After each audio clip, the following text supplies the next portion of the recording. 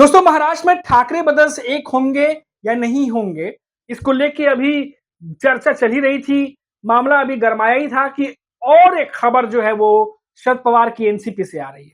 शरद पवार और अजीत पवार क्या दोनों ठाकरे बंधु से पहले एक हो जाएंगे? ये अटकलें अब महाराष्ट्र में तेज हो गई हैं। और तो और सुप्रिया सुले का एक बयान भी आ गया है।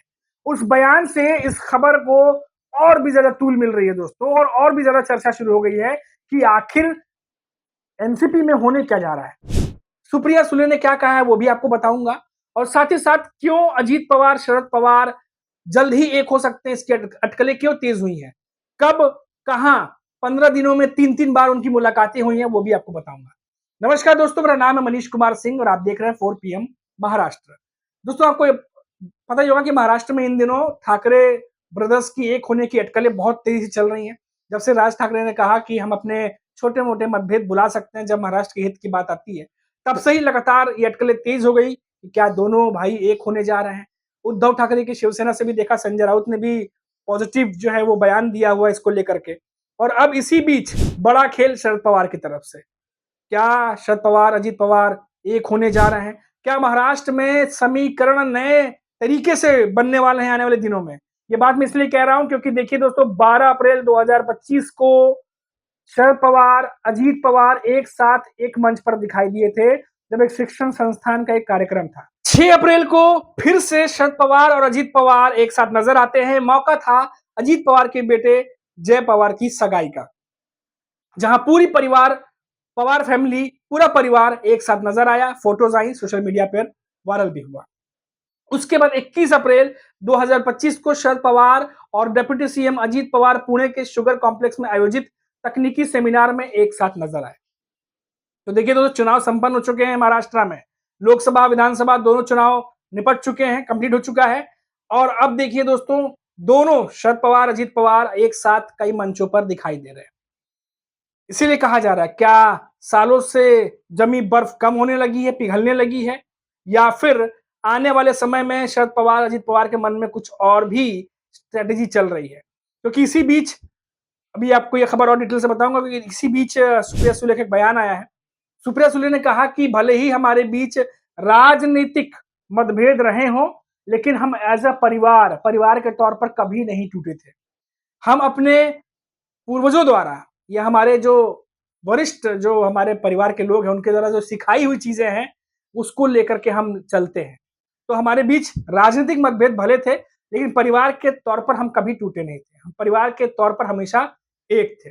अब जब सुप्रिया सुले ने यह बयान दिया है, उसके बाद से अटकलें और भी ज्यादा तेज हो गई हैं कि क्या ये जो दोनों पवार चाचा भतीजे एक साथ कई मौकों पर नजर आ रहे हैं, क्या ये एक होने जा रहे हैं? क्या कोई रणनीति इन दोनों के दिमाग में चल रही है जो शायद अभी तक बाकी के पार्टी के नेताओं को नहीं मालूम चली है? क्योंकि खबर तो सबको मिलती होगी जब ये दोनों साथ नजर आते होंगे। अब देखिए दोस्तों, आपको पता होगा कि अजीत पवार जो है वो साल 2022-23 में जब शरद पवार के एनसीपी से अलग हुए थे, तो उनके विधायक, उनके चुनाव चिन्ह, सब कुछ लेकर के वो महायुति में आ गए थे। जिसके बाद हमने देखा कि महायुति में पहले से हालांकि सरकार बनी हुई थी, एकनाथ शिंदे और बीजेपी ने मिलकर सरकार बना लिया था, लेकिन फिर भी अजीत पवार आए और उनको डिप्टी सीएम बनाया गया। और उसके बाद जो पूरा महायुति का गठबंधन बना, आपको पता होगा, उसमें एकनाथ शिंदे, अजीत पवार और देवेंद्र फडणवीस तीनों ने मिलकर वो सरकार चलाई। 2.5 साल बाद अब थोड़ा सा चीजें बदलती दिखाई दे रही हैं। जब विधानसभा चुनाव हो गए, उसमें देखा गया कि शरद पवार की एनसीपी को बहुत नुकसान हुआ। उद्धव ठाकरे की शिवसेना को भी हाथ से कई सीटें उनकी निकल गई। राज ठाकरे काफी ज्यादा ताकत के साथ लौटे थे, लेकिन उन्हें भी जो है झटका ही लगा चुनावों में।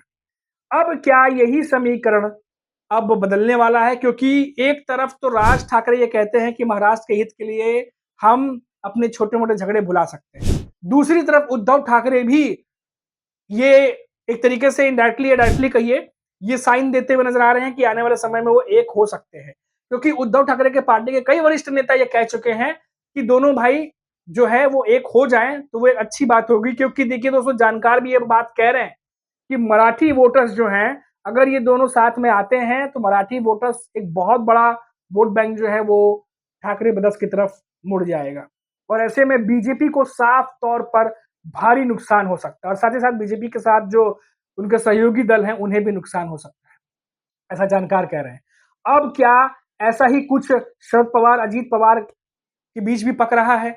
आखिर इनके बीच में कौन सी सियासी खिचड़ी पक रही है? क्योंकि शरद पवार अपोजिशन के नेता हैं और अजीत पवार पार्टी तोड़ने के बाद बीजेपी के साथ शामिल हो गए थे और उसके बावजूद भी कई सारे सार्वजनिक स्थलों पर, कई सारे कार्यक्रमों में दोनों साथ नजर आते हैं।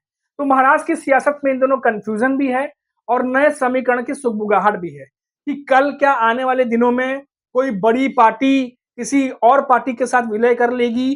क्या कोई नया समीकरण दिखाई देगा? खासतौर से ये बात इसीलिए ज्यादा हो रही है क्योंकि अब आने वाले समय में निकाय चुनाव है, स्थानीय चुनाव है और तो और बीएमसी चुनाव है और सबकी नजरें इन चुनावों पर टिकी हुई है।